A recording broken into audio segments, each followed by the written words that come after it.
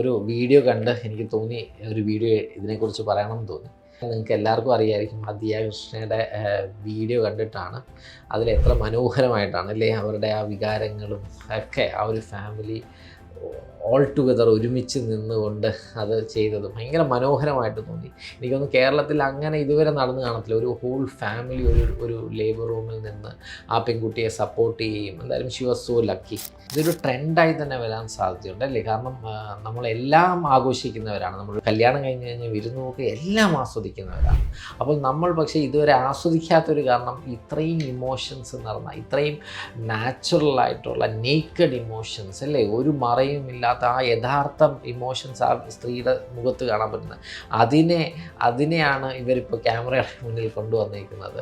അപ്പോൾ എനിക്ക് തോന്നുന്നു അത് തന്നെ ആയിരിക്കാം ഇനിയൊരു നെക്സ്റ്റ് കുറേ വർഷങ്ങളിലേക്കുള്ള വരാൻ പോകുന്ന ട്രെൻഡിങ് ഒരു ഒക്കേഷൻ എന്ന് പറയുന്നത്.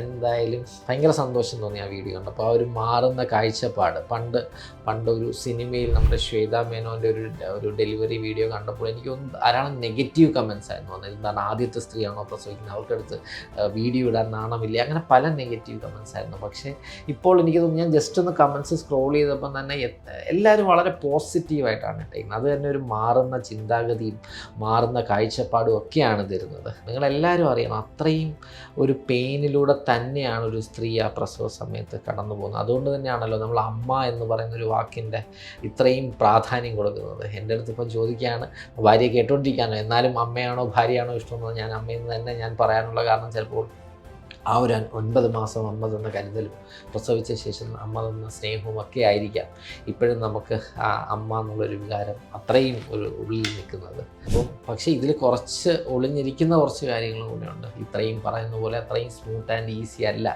ഈ ഡെലിവറി എന്ന് പറയുന്ന കാര്യങ്ങൾ. വളരെ വളരെ വളരെ ഒരു ചെറിയ കാര്യങ്ങൾ വരെ ശരിക്കും കോംപ്ലിക്കേഷൻസിലേക്ക് ഉണ്ടാകാനും നമ്മൾ അപ്രതീക്ഷിതമായിട്ട് എന്തും തന്നെ സംഭവിക്കാവുന്ന വളരെ കോംപ്ലിക്കേറ്റഡ് ആയിട്ടുള്ളൊരു പ്രോസസ്സ് തന്നെയാണ് നോർമൽ ഡെലിവറി എന്ന് പറയുന്നത്. ഒരു വളരെ ഭാഗ്യത്തോടെ ഇത് നടന്നു പോയി. ഈ ഒരു ഡെലിവറി ഒരു കോംപ്ലിക്കേഷൻ ഇല്ലാതെ പോയത് വളരെ നല്ല കാര്യം. പക്ഷേ നമ്മളൊരു 10 ഡെലിവറി എടുക്കുമ്പോൾ ചിലപ്പം 1, 2, 3 ഡെലിവറി ആയിരിക്കും ഇങ്ങനെ സ്മൂത്തായിട്ട് പോകുന്നത്. ബാക്കി 7 ഡെലിവറിക്കും എന്തെങ്കിലുമൊക്കെ പ്രോബ്ലംസും കാര്യങ്ങളും ഉണ്ടാവും.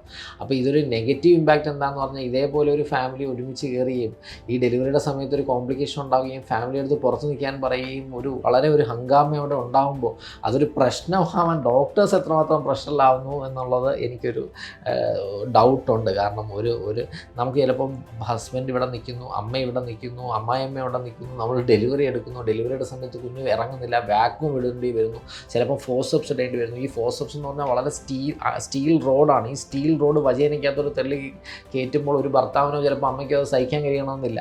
ചിലപ്പോൾ അത് കുറേയേറെ അലിഗേഷൻസിലോട്ടും ഡോക്ടർ അല്ലെങ്കിൽ വൈദ്യരംഗത്തിനെതിരെ അലിഗേഷൻസും ഒക്കെ ഉണ്ടാകാനും ഒക്കെ ഒരു നെഗറ്റീവ് സൈഡും കൂടെ ഈ വീഡിയോയ്ക്കുണ്ട്. ഇപ്പോൾ ഞാൻ വർക്ക് ചെയ്യുന്ന ഹോസ്പിറ്റലും സ്യൂട്ട് റൂമുണ്ട്. അപ്പോഴത്തേക്ക് അവിടെ നമ്മൾ വിളിക്കുകയാണ് ഇങ്ങനെ ഹസ്ബൻഡ് വേറെ കെയർ നിൽക്കാം. പക്ഷേ അതിലൊരു മെജോറിറ്റി ആൾക്കാരും ഒരു വൈമുഖ്യം പ്രകടിപ്പിക്കുന്നുണ്ട്. അതിൻ്റെ പ്രധാന കാരണം അവരെയും നമുക്ക് പറയാൻ പറ്റില്ല. കാരണം അവർ ഇതുവരെ കണ്ടിട്ടില്ലാത്തൊരു കാര്യമാണ്.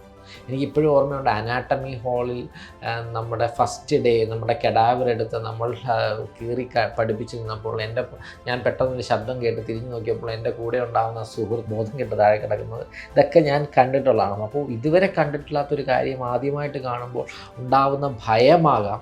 പക്ഷേ കുറച്ച് പേർക്കെങ്കിലും ആ ഭയമില്ലാതെ ആ ഡോക്ടറിനെയും ആ പേഷ്യൻറ്റിനെയും സപ്പോർട്ട് ചെയ്യാനുള്ള മനസ്സുള്ള റിലേറ്റീവ്സ് അകത്ത് നിൽക്കുകയാണെങ്കിൽ അതൊരു ഡോക്ടറിനൊരു കരുത്ത് തന്നെയാണ്. ആ കുട്ടിക്കും ഒരു കരുത്ത് തന്നെയാണ്. ആ കുട്ടിക്ക് എന്തായാലും നമുക്കൊരു കൈ കൊടുത്തൊരു മെൻ്റൽ സപ്പോർട്ട് കൊടുക്കാൻ സാധിക്കും.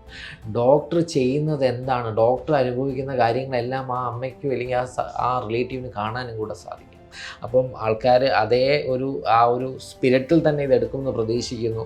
അല്ലാതെ എപ്പോഴും വളരെ സന്തോഷത്തോടെ വളരെ ചിരിയോടെ മാത്രം തീരുന്ന ഒരു എൻഡിങ് അല്ല ഇതിലുള്ളത്. ചിലപ്പോൾ സിസേറിയൻ ആവാം, ചിലപ്പോൾ ഡിഫിക്കൽട്ട് ലേബർ ആവാം, ചിലപ്പോൾ കുറേയധികം തുന്നലുകളാവും, ചിലപ്പോൾ ബ്ലീഡിങ് ഉണ്ടാവാം. ഈ ഓരോ പ്രോസസ്സിലും കോംപ്ലിക്കേഷൻസ് ഉണ്ടാവാം. അപ്പോൾ അതും നിങ്ങൾ അറിഞ്ഞിട്ട് വേണം ഈ വീഡിയോ സ്വീകരിക്കാൻ. അപ്പം ആ ഒരു മനസ്സും കൂടെ നിങ്ങൾ ഉണ്ടാവണം എന്ന് പറഞ്ഞുകൊണ്ട് നിർത്തട്ടെ. Thank you so much.